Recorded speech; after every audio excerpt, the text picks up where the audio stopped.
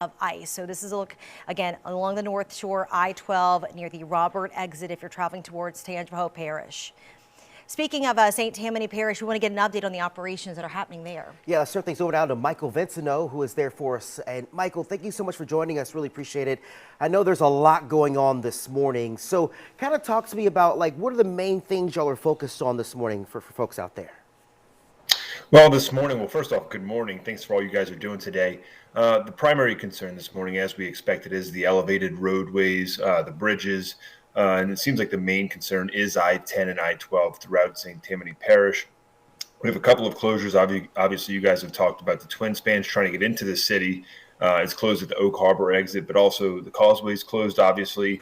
And state police has closed I-12, the I-12 on-ramps at the Tchefuncte River, and also I-12 at LA-59, the on-ramps there as well. I think the primary concern is, the ice over the elevated roadways, the bridges, but also there's some ice on the side of the road. So our message this morning is to please stay off of the roads if at all possible, at least until the sun rises. It gets a little bit warmer. I know it's not going to be much warmer today, but try to stay off the roads at least this morning. It's just a safety precaution at this time.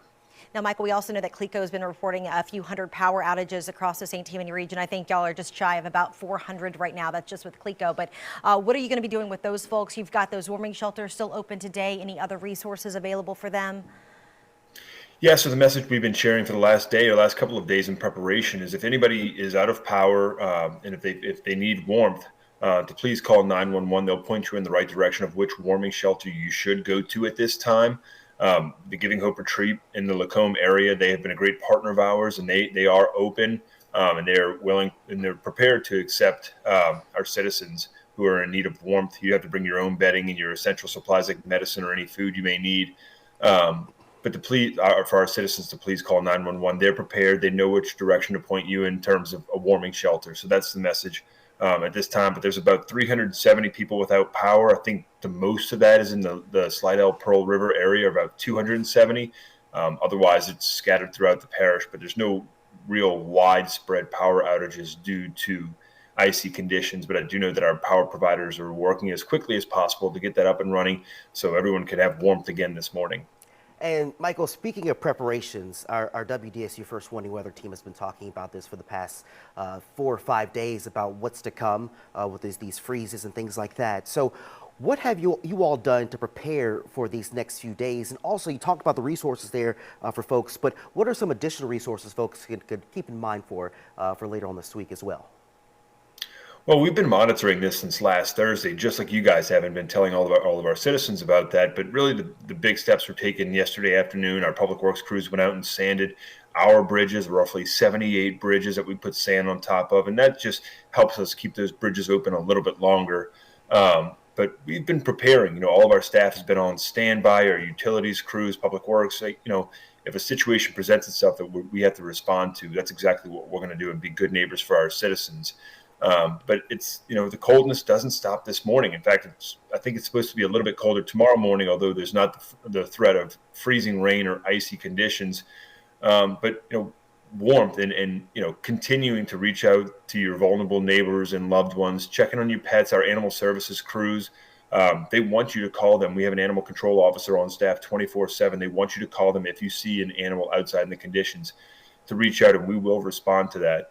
But it's all about preparedness and being ready and, being good neighbors for our citizens here in St. Tammany. Now, unfortunately, though, with us being in a bit of a freezer right now, at least we're going to be in a freezer for the next couple of days. It's not really like the ice is going to let up if it's already developing on the road. So we are seeing some crews out there already this morning, Michael, kind of, I guess, assessing the situation. What are your hardworking members of St. Tammany Parish government doing right now to, again, go out and de-ice? Have y'all started those operations yet? Are there some specific areas of concern that y'all are focused on? Well, again, it seems like the main threat is on the state highways, the state interstates, the I-12, the I-10. I don't have any reports of any parish roads that have iced over. We did put sand on those yesterday afternoon, just as a preventative measure. But again, we're working with state police, we're working with DOTD just to make sure that these roads can stay open. But we know, like the Tchefuncte River Bridge, for example, it's so high and so raised. That's really an extreme concern when it comes to icy conditions. and it was impacted this morning. So we work with state police, we work with our partners just to make sure that the roads are closed. We know how dangerous and how life-threatening it can get if a vehicle gets into black ice or an icy roadway. So the best message, if at all possible, is to stay off the roads. It's going to warm up just a little bit, not much. It's still going to be a freezing day, but hopefully some of that ice will subside and allow us to move forward and open up the roadways again today. Michael, we certainly appreciate you and again all the hard work that you guys are doing up there on the North Shore. Yeah, hopefully folks continue to heed those warnings, Michael. Just staying inside. That's just the best thing to do right now. And also, you talked about earlier, Randy, just stay warm inside.